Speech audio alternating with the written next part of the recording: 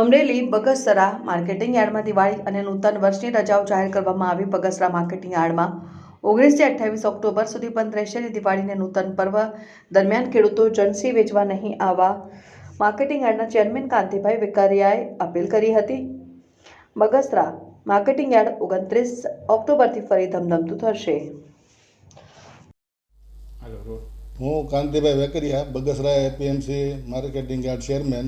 Bagasara marketing યાર્ડમાં દિવાળીના તહેવારોના હિસાબે દિવાળીના તહેવારોને લઈને માર્કેટિંગ યાર્ડ તારીખ 19 થી 28 તારીખ સુધી માર્કેટિંગ યાર્ડ કપાસના તથા અનાજ કઠોળના હરાજીનું કામકાજ બંધ રહેશે અને તારીખ 29/10/2025ના રોજથી હરાજીનું કામકાજ રાબેતા મુજબ શરૂ થશે, એવું ખેડૂત ભાઈઓને ખાસ નોંધ લેવી।